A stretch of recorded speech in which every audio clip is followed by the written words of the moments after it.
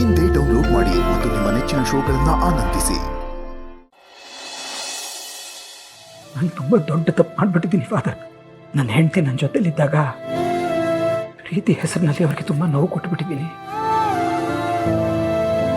ಅವ್ರ ಪ್ರೀತಿ ನನಗೊಬ್ಬನಿಗೆ ಮೀಸಲಾಗಿರಬೇಕು ಅಂತ ಆಸೆನಲ್ಲಿ ಅವ್ರ ಭಾವನೆಗಳನ್ನು ಅರ್ಥ ಮಾಡ್ಕೊಳಿದ್ರು ಸೋತ್ಬಿಟ್ಟೆ ಫಾದರ್.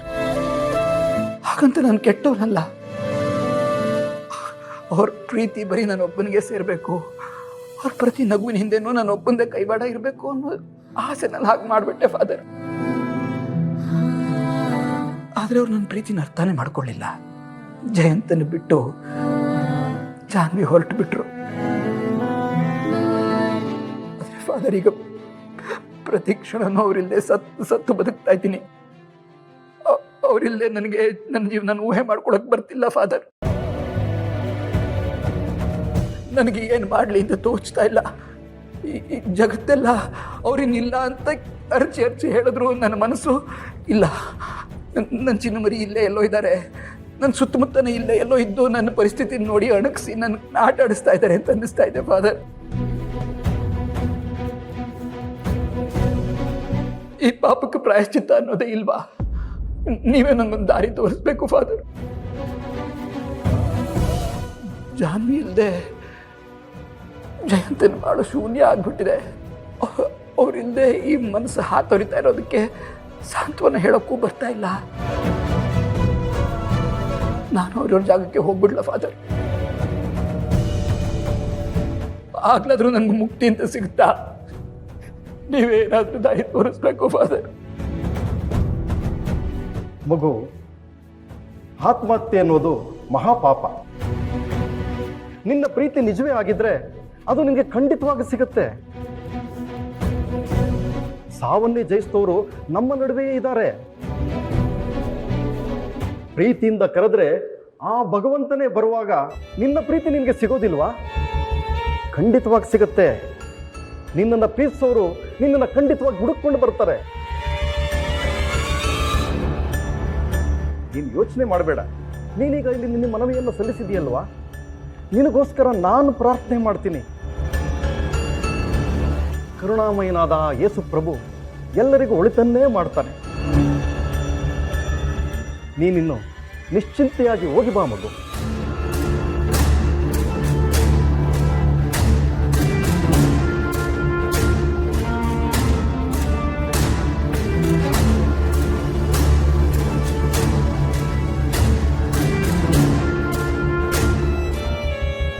Thank you father. ನಾನು ಬರ್ತೀನಿ. God bless you, my son.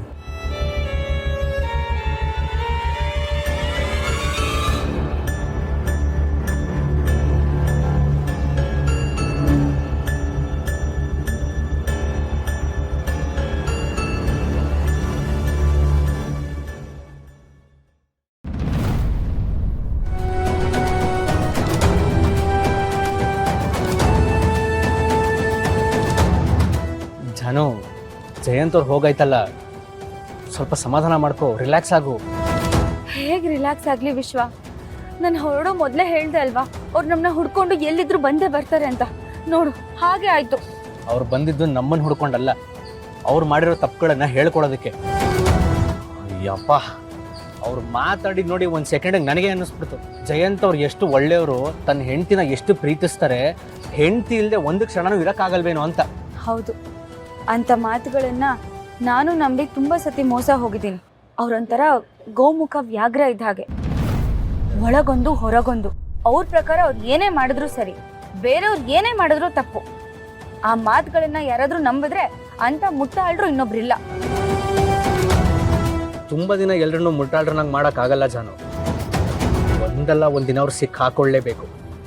ಅಷ್ಟು ಸುಲಭ ಅಲ್ಲ ವಿಶ್ವ. ಅವರಿಗೆ ಯಾವ ಸಮಯದಲ್ಲಿ ಹೇಗಿರ್ಬೇಕು, ಯಾರ ಜೊತೆ ಏನ್ ಮಾತಾಡ್ಬೇಕು ಎಲ್ಲ ಗೊತ್ತಿದೆ. ಈಗ ನೀನೇ ನೋಡಿದ್ಯಲ್ಲ, ಮನೆಗೆ ಬಂದಾಗ ಎಷ್ಟು ಇನ್ನೋಸೆಂಟ್ ಆಗಿ ಮಾತಾಡ್ತಾರೆ ಅಂತ. ಹೌದು, ನಮ್ಮ ಅಪ್ಪ ಅಮ್ಮನೂ ಹಾಗೆ ನಂಬಿದ್ದಾರೆ. ಜಯಂತ್ ಅವ್ರು ಎಷ್ಟು ಒಳ್ಳೆಯವರು, ಹೆಂಡತಿನ ಕಳ್ಕೊಂಡು ತುಂಬ ನೊಂದಿದ್ದಾರೆ ಅಂತ. ಆದರೆ ಅವ್ರ ನಿಜವಾದ ಮುಖ ಏನಾದರೂ ಅವ್ರಿಗೆ ಗೊತ್ತಾದರೆ ನಮ್ಮ ಮನೆ ಬಾಗಿಲು ಹತ್ರಕ್ಕೂ ಸೇರಿಸಲ್ಲ. ಆದರೆ ಇವ್ರ ಬಗ್ಗೆ ನಮಗೆ ಪೂರ್ತಿ ವಿಚಾರ ಗೊತ್ತಿಲ್ಲದೆ ನಾವು ಏನು ಹೇಳೋಕ್ಕಾಗಲ್ಲ. ಇದಕ್ಕೆಲ್ಲ ಕಾಲನೇ ಉತ್ತರ ಕೊಡ್ಬೇಕು ಸರ್. ಹೌದು, ನಿಂಗೆ ಜಯಂತ್ ಅವ್ರ ಬಗ್ಗೆ ತಿಳ್ಕೊಂಡಿರೋರು ಬೇರೆ ಯಾರಾದರೂ ಗೊತ್ತಿದ್ದಾರಾ? ಇಲ್ಲ ವಿಶ್ವ. ಹಾಗೆ ಹೇಳ್ಬೇಡ ಜಾನು, ಕರೆಕ್ಟಾಗಿ ಯೋಚನೆ ಮಾಡು. ಇವ್ರ ಬಗ್ಗೆ ಚೆನ್ನಾಗಿ ತಿಳ್ಕೊಂಡಿರೋರು ಯಾರಾದರೂ ಒಬ್ರು ಇದ್ದೇ ಇರ್ತಾರೆ. ಅವ್ರ ಬಗ್ಗೆ ಚೆನ್ನಾಗಿ ಗೊತ್ತಿರೋರು ನಮಗೊಬ್ಬರು ಸಿಕ್ಕಿದ್ರು ಸಾಕು, ಇವ್ರ ಮುಖವಾಡನ ಈಸಿಯಾಗಿ ಬಯಲು ಮಾಡ್ಬೋದು. ಹಾಗಂತ ನೀನು ಅರ್ಜೆಂಟ್ ಮಾಡ್ಕೋಬೇಡ, ಆರಾಮಾಗಿ ಯೋಚನೆ ಮಾಡು. ಸರಿ, ನಮಗೆ ತುಂಬ ಹೊತ್ತಿರೋದು ಬೇಡ, ಹೊರಡೋಣ.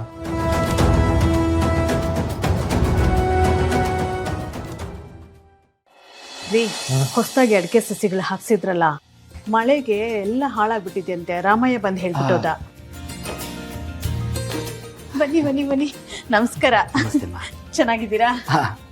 ಜಯಂತ್ ಕೂತ್ಕೊಳ್ಳಪ್ಪ.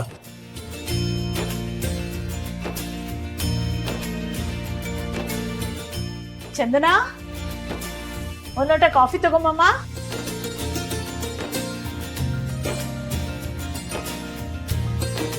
ಏನು ಸಮಾಚಾರ? ಕನ್ಸ್ಟ್ರಕ್ಷನ್ ಸೈಟ್ ಕಡೆ ಹೋಗಿದ್ರಾ? ಆಗಾಗ ಹೋಗ್ತಾ ಇರ್ತೀನಿ. ನೀವು ಒಂದ್ಸಲಿ ಬಂದಿದ್ರೆ ಚೆನ್ನಾಗಿರೋದು ಅನ್ಸುತ್ತೆ. ಬರೋಣ ಬರೋಣ, ನಾವೆಲ್ಲಿ ಹೋಗ್ತೀವಿ?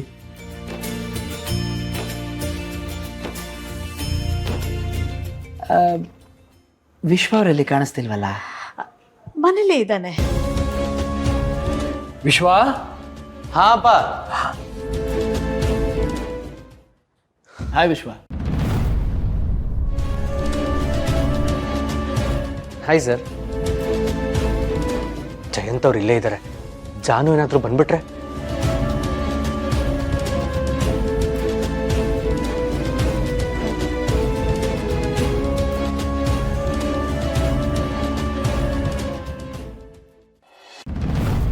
ಅಮ್ಮ, ಒಂದು ನಿಮಿಷ ಬಂದೆ.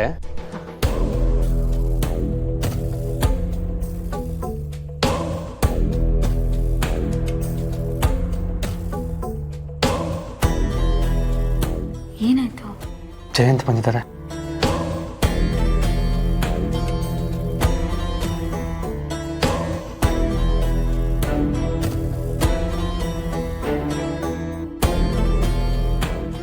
ವಿಶ್ವ, ನೀನೇ ಕಾಫಿ ತರಕ್ ಹೋದೆ? ಚಂದನ ಇರ್ಲಿಲ್ವಾ? ಅದು ಚಂದನ್ ಅವರು ಮೆಣಸಿನ್ಕಾಯಿ ಹೆಚ್ಚುತ್ತಾ ಇದ್ರು, ಕೈ ಖಾರ ಅಂತ ನನಗೆ ಕೊಟ್ಟು ಕಳಿಸಿದ್ರು. ಮನೆಗೆ ಬಂದಿರೋ ಗೆಸ್ಟ್ಗೆ ನಾವೇ ಕಾಫಿ ಕೊಟ್ಟರೆ ತಪ್ಪೇನಿದೆಯಮ್ಮ? ಖಂಡಿತ ತಪ್ಪಿಲ್ಲ. ನೋಡಿ, ನನ್ನ ಮಗ ಹೀಗೇನೆ, ಸ್ವಲ್ಪನೂ ಸಂಕೋಚ ಪಡಲ್ಲ. ಹಾಗಿದ್ರೇನೆ ಒಳ್ಳೇದು ಅನ್ಸುತ್ತೆ.